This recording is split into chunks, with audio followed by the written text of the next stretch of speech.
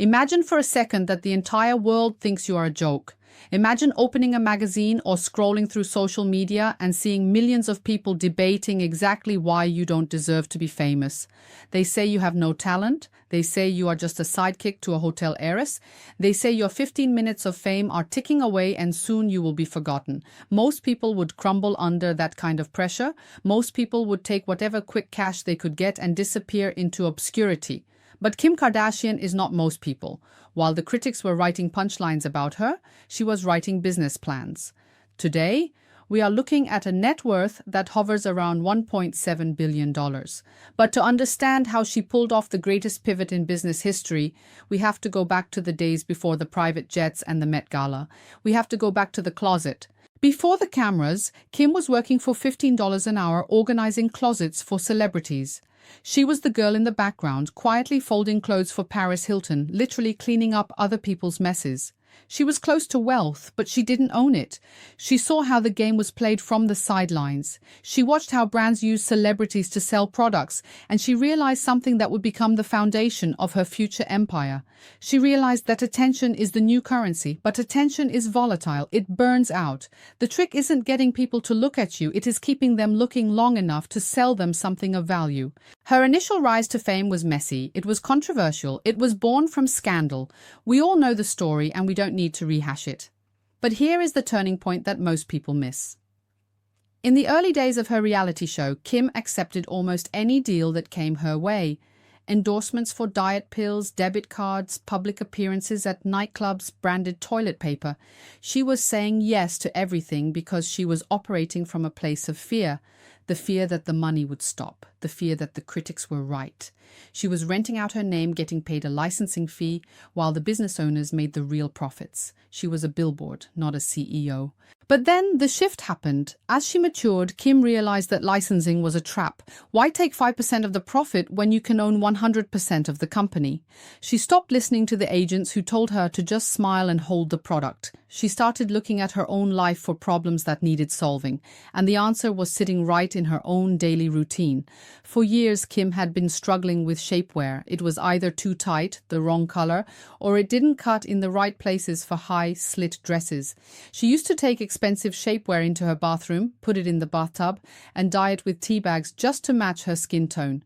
She would cut one leg off with kitchen scissors to make it work under a specific gown. That was the light bulb moment. She wasn't trying to invent something entirely new. She was trying to perfect something that was broken. She realized that if she, one of the most photographed women in the world, couldn't find shapewear that worked, millions of other women were probably struggling too. This wasn't about vanity. It was about utility. It was about a gap in the market that the big fashion houses were ignoring because they didn't understand the modern woman's body. She launched Skims, but it wasn't a smooth ride.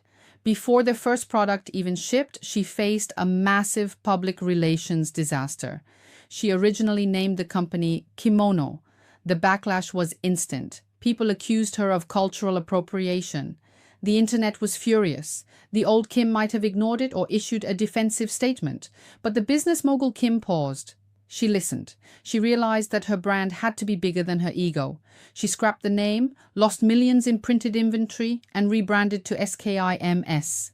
It was a costly mistake, but it showed the world that she was serious about building a legacy, not just making a quick buck. When Skims finally launched, the numbers were staggering. $2 million in profit within minutes of the site going live. The inventory sold out so fast that the website crashed. This wasn't just fan behavior. This was a product market fit. She had created something that women actually needed, and she used her massive social media following to bypass traditional advertising. Think about it. Most companies spend millions on billboards and TV commercials. Kim just posted a selfie in her mirror. Her customer acquisition cost was virtually zero. But the brilliance of her strategy goes deeper than just Instagram posts. She tapped into the psychology of scarcity. By releasing products in drops, she created a frenzy.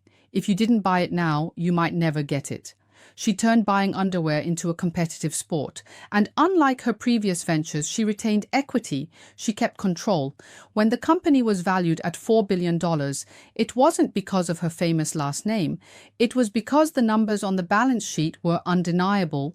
She didn't stop there. She diversified. She entered the legal field, studying for the bar exam, challenging the perception that she was just a pretty face. She started working on criminal justice reform, using her platform to free people from prison. This changed the public narrative. It made it harder for people to dismiss her. She forced the world to respect her intellect, not just her image. So where does that leave us? What is the lesson for you? You might not have millions of followers, you might not have a reality TV show, but you have something Kim had at the very beginning. You have the ability to observe. Kim became a billionaire because she paid attention to what was missing in her own life. She took the shame of dyeing her shapewear in a bathtub and turned it into $1 billion solution.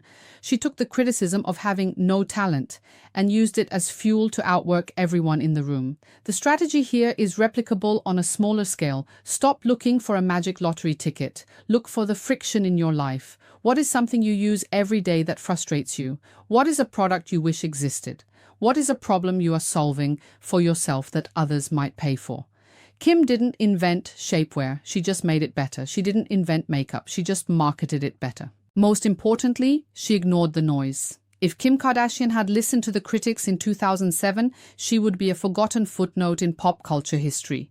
Instead, she is sitting at the head of the table.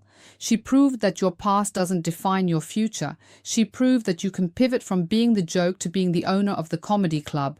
The next time you feel like you are being underestimated, remember this story.